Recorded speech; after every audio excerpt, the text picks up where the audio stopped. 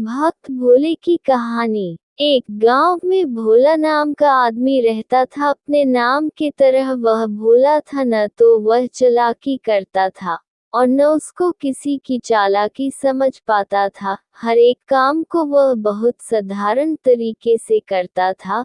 संपूर्ण कथा आगे पढ़ते हैं। भोला भगवान को मानने वाला था। वह जंगल में लकड़ियां काट कर गुजर बसर किया करता था, लेकिन वह गरीब व बहुत था और वह झोपड़ी में अकेला ही रहता था। वह सप्ताह में एक बार मंदिर जाया करता था। एक दिन उसने देखा कि भगवान की मूर्ति के सामने बहुत दीपक अथवा अगरबत्ती जल रहे हैं, जिसके कारण हर तरफ धुआं धुआं हो गया था। उसे देख भोला भक्त सोचने लगा कि भगवान, ये तो बहुत ज्यादा धुआं है। प्रभु, आपकी आंखें जल रही होंगी, सांस व घुट रही होगी। आप ऐसा करो प्रभु, आज आप मेरे घर चलो। आज लकड़ी बेचकर अगर प्राप्त धन मिल गया तो उससे हम दोनों का खाने का प्रबंध हो जाएगा। उसके भोलेपन और साफ हृदय को देखकर प्रभु उसके सामने साक्षात प्रकट हो गए और कहा, ठीक है, तुम जाकर भोजन बनाओ, जब बन जाए मुझे बुला लेना, मैं आ जाऊंगा। इसके बाद वह खुशी खुशी घर गया। फिर भोला भक्त खुशी खुशी भोजन की तैयारी करने लगा। जैसे ही भोजन की तैयारी हो गई, उसी वक्त वह मंदिर की तरफ भगवान को बुलाने के लिए चल पड़ा। थोड़ी दूर ही गया था, उसी रास्ते में एक बालक मिला। वह बोला, मुझे बहुत भूख लगी है। फिर क्या, भोले भक्त को उस पे दया आ गई और वह उसे अपने साथ अपने घर ले गया और बड़े प्रेम से उसने उसे भोजन करवाया। भोजन करवाने के बाद वह फिर से मंदिर की तरफ चल पड़ा। रास्ते में उसे एक बुढ़िया मिल गई और बोली, मैं बहुत दिन से भूखी हूँ, अगर कुछ खाने को मिल जाता तुम्हारा भला हो जाएगा। वह फिर उसे अपने साथ घर ले गया और उसे भोजन खिलवाया और आशीर्वाद प्राप्त किया।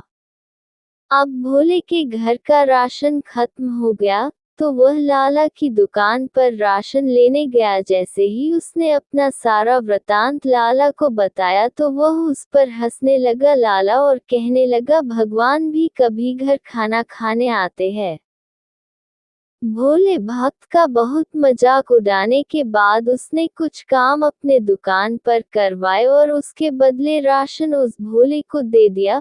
राशन लेने के बाद घर में खाने की तैयारी करने लगा। जैसे ही तैयारी हो गई, वह फिर मंदिर तरफ चल पड़ा। रास्ते में फिर एक बूढ़ा आदमी भूखा प्यासा बैठा था। फिर वह तीसरी बार उसको घर ले गया और उसको बहुत प्रेम से भोजन खिलाया। कुछ राशन शेष बचा था, वह फिर चला भगवान को बुलाने और आखिर मंदिर पहुंचा और भगवान को न्योता दिया और बोला कि भगवान, चलो, घर में खाना तैयार है, चलो मेरे साथ। प्रभु उससे देख प्रभु बोले कि भोले, मैं तो भोजन 3 बार पा चुका हूँ।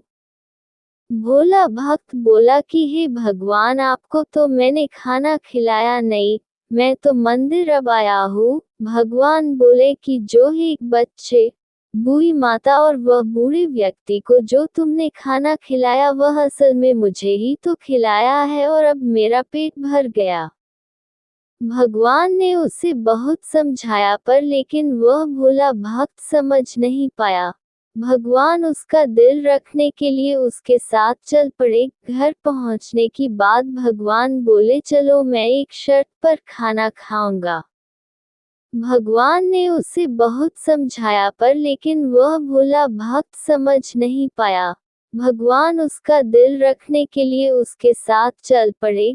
घर पहुंचने के बाद भगवान बोले, चलो, मैं एक शर्त पर खाना खाऊंगा। भोला भक्त बोले, बोलो प्रभु, कौन सी शर्त? तुम्हें भी मेरा साथ खाना पड़ेगा। तो फिर भोला भक्त और प्रभु एक ही थाली में खाने लगे। जैसे ही प्रभु खाना खा कर गए थे, वैसे ही भोला के दिन बदल गए। वह धन धान्य से भरपूर हो गया, उसके पास किसी चीज की कमी नहीं रही। प्रभु की असीम कृपा बरसने लगी। ये सब देख वह लाला जो उस पर हंस रहा था, वह भी यह सब देख हैरान हो गया और लाला मंदिर जाकर भगवान को न्योता देने लगा कि प्रभु मेरे घर आयो और खाना पायो। प्रभु बोले कि तुम घर जाकर प्रबंध करो और जब बन जाए मुझे बुला लेना।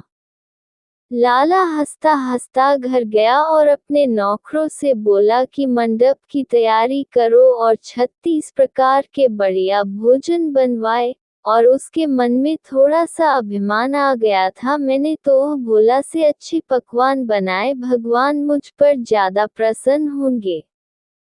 यह मन में सोच के घर से भगवान को बुलाने के लिए चल दिया कि रास्ते में वही बच्चा, बूढ़ी औरत और बूढ़ा आदमी मिले। उन सभी ने उससे खाना मांगा और बोले कि हम भूखे हैं। लाला ने अभिमान के चक्र में सबको ठुकरा दिया और आखिर मंदिर जा पहुंचा। भगवान को बोलने लगा कि प्रभु चलो खाना तैयार है। प्रभु उससे तब बोले कि पहला तुमने हमारा 3 बार तिरस्कार किया और अब खाने के लिए पूछ रहे हो। वह बच्चा, बूढ़ी औरत और बूढ़ा आदमी में ही तो था जिसे तुमने दुत्कार दिया था। फिर क्या? वह लाला निराश हो गया और भगवान मूर्ति में फिर समा गए।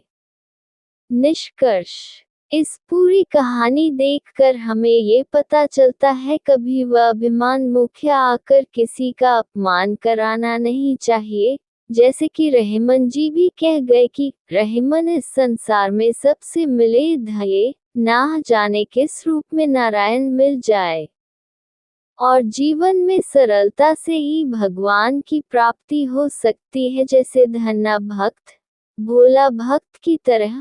तो इसलिए हम सबको सरलता और साधारण जीवन जीना चाहिए और प्रभु का सिमरन करना चाहिए। वैसे वह जो व्यक्ति गुण अथवा विचारों वाला होता, ज्यादातर भगवान उसे ही प्राप्त होते हैं।